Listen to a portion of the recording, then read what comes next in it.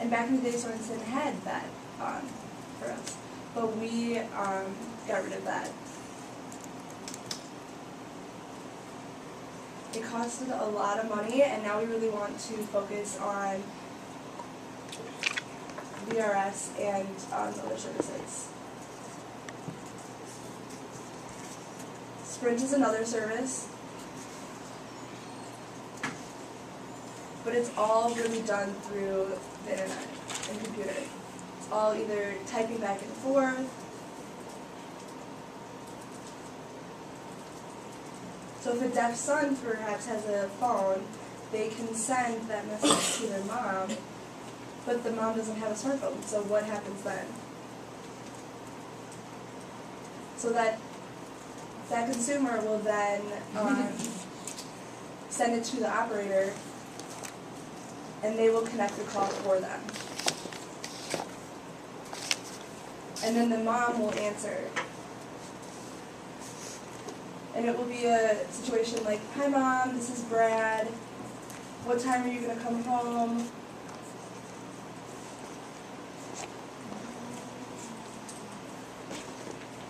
And the operator will type it back, and it will show up for the consumer.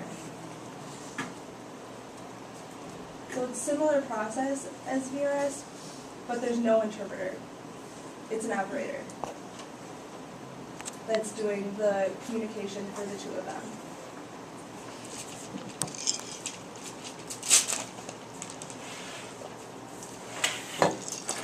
For caption telephone, they're both on the phone.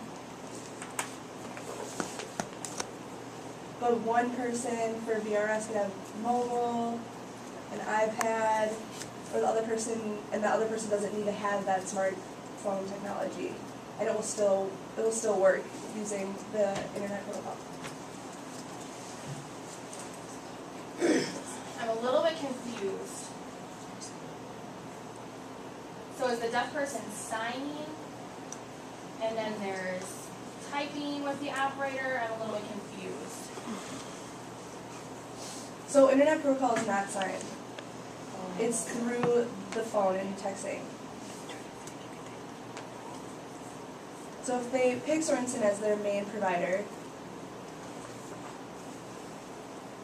any text from their phone number will automatically be transferred to an operator. And then whatever phone number they see that they're trying to text to, they'll immediately connect it to that person and voice it to the person that is on the other line. But there's no sign or ASL involved. Is that clear for everyone?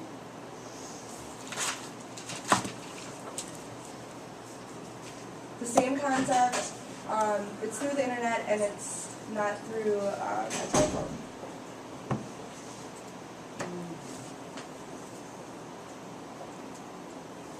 One's through the landline, and then the other is through the internet, so you can connect that way. Are there any questions so far?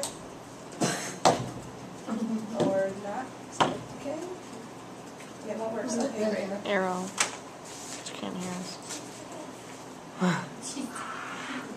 So the FCC, Federal Communications Commission, do you guys know about that? Oh, there's arrows. Okay, cool.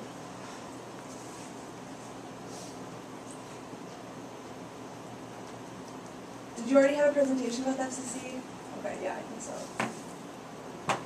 And the FCC is pretty much our boss. And in that situation, it's kind of like an umbrella system.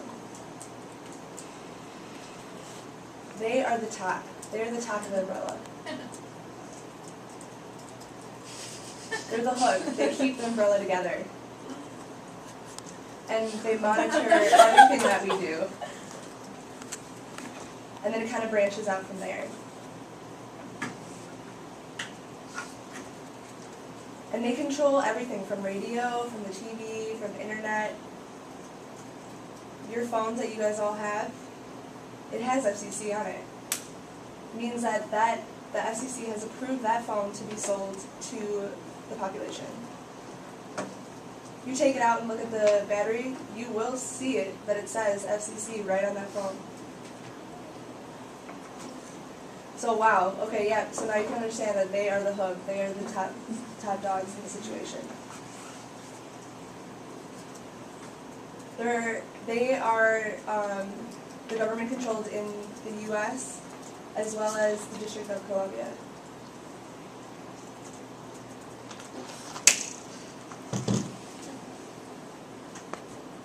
So just recently I told you guys about VRS.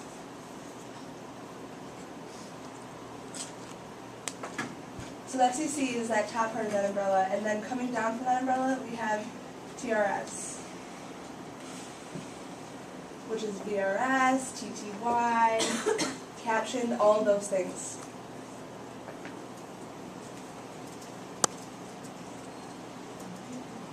And the FCC then must report to the ADA.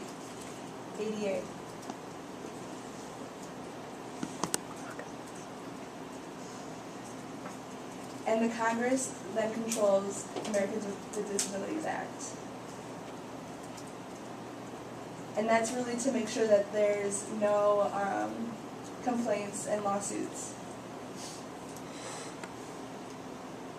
And the Congress really doesn't care about the services or about interpreters, about how we work, what we do, how much we earn. They do not care.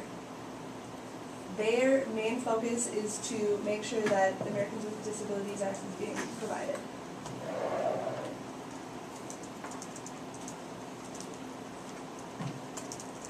So then all those rules then apply to TRS. And we have different rules for each of those services, and so we have to be able to follow all those rules to stay good with the FCC and with the Congress.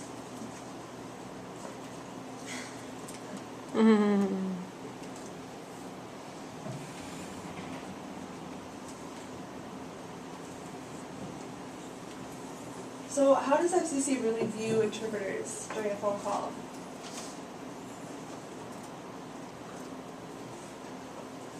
So the FCC takes operators and interpreters and labels them in one group, which is called communication assistants. And they call us CAs. And if you go to the fcc.gov website, it will show you communication assistants. And any document that they print and send out, it will say CAs, whether they're talking about interpreters or operators. They don't call us by any other name than communication assistants. They don't care about training, about your education. They don't care where you come from. Their main purpose is to report to Congress and make sure that rules and laws are being followed.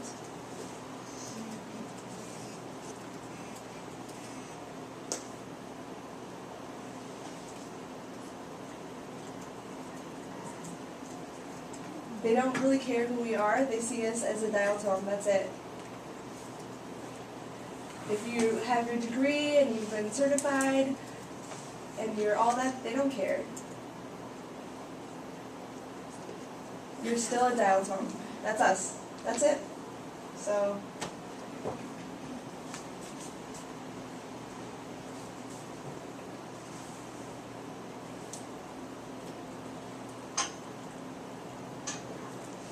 we see a lot of awful things as interpreters. And the FCC does not care. It's your fault. It's your job. Deal with it.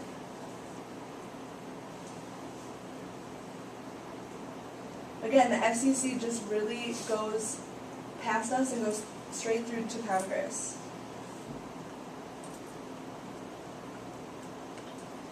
And we see different things, abuse. It doesn't really matter what we see. They don't care. They look at us one way as communicating assistants. And all you're doing is facilitating communication. Nothing more. And that's how the top of the FCC really looks at us.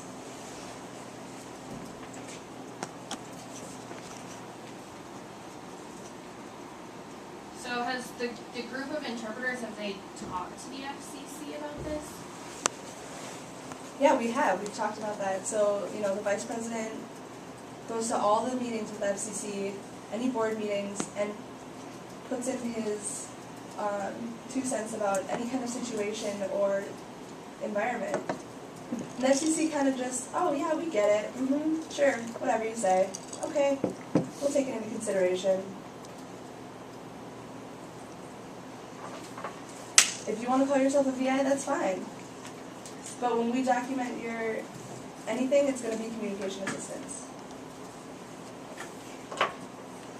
And then there's policies that we have to follow for different situations. Emergencies, abuse, we have policies, and we do have to report that.